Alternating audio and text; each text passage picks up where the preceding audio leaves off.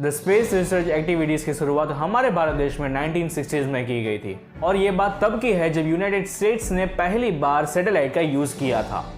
जब Tokyo Olympics चल रहे थे तब उन लोगों ने ये सारी चीजें लाइव टेलीकास्ट की गई थी। सिनकॉम 3 की वजह से ये एक सैटेलाइट थी, इसकी वजह से उन्होंने लाइव टेलीकास्ट किया था। ये सारी चीजें डॉक्टर विक्रम साराभाई ने देखी, the founding father of ISRO ने। ये सारी चीजें देखकर उन्हें ये लगा कि एक स्पेस टेक्नोलॉजी का कितना बड़ा फायदा है। इसी वजह से उन्होंने ये इसरो की स्थापना करने का सोचा।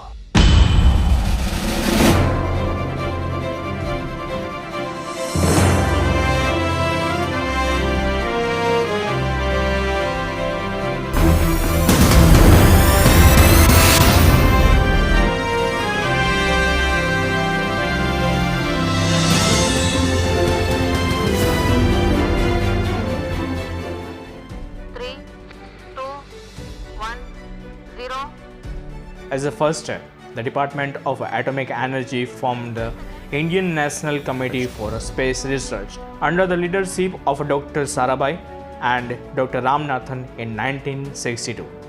Later, the Indian Space Research Organization was formed on August 15, 1969. सारे राष्ट्र का ध्यान आपके तरफ है और हम सब आपको बधाई देते हैं। यह एक ऐतिहासिक कदम है। मेरी आशा है कि इससे हमारा देश अंतरिक्ष के प्रति जागरूक होगा। इसरो आज हमारी पूरी दुनिया में से 6 सबसे बड़ी स्पेस एजेंसीज में से एक है। इन सभी चीजों के बाद में इंडियन स्पेस एजेंसी को काफी अच्छी तरीके से व्यवस्थित किया गया था, यानी कि उसमें अलग अलग डिस्टिंक्ट एलिमेंट्स लगाए गए। First, satellite for communication and remote sensing, space transportation system and application programs और डू मेन ऑपरेशन सिस्टम, ये सारी चीजें एस्टैब्लिश की गई थी। इंडियन नेशनल सैटेलाइट ये टेलीकम्युनिकेशन के लिए है, टेलीविजन ब्रॉडकास्टिंग के लिए था और मेट्रोलॉजिकली सर्विसेज के लिए है, यानी कि मौसम विभाग के लिए। और भारतीय रिमोट सेंसिंग सैटेलाइट ये काम करता है नेचर डिजास्टर्स के लिए। 1984, air force pilot Rakesh Sharma was the first Indian to go into the space riding in a Soviet spacecraft.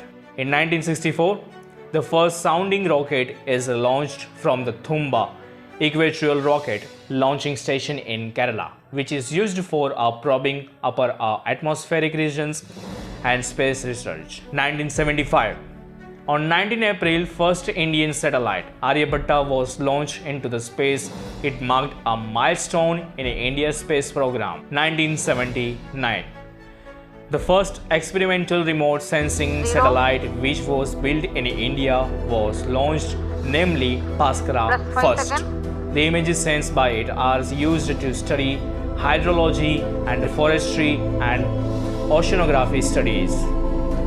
2008, Chandrayaan first moon mission was launched by PSLV.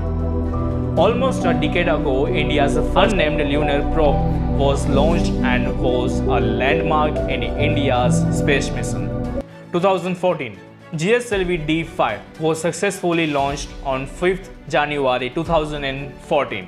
India's first interplanetary mission to the planet Mars, known as Mars Orbitary Mission, MOM.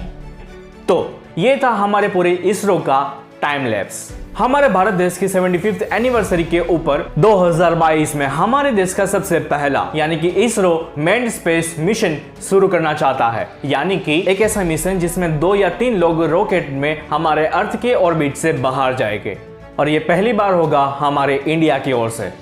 इसका code name दिया गया है गगनयान। गगनयान यानी कि एक Sanskrit word है। ये जो प्रोजेक्ट है उसका जो बजट है वो लगभग 1.5 बिलियन डॉलर्स जितना है।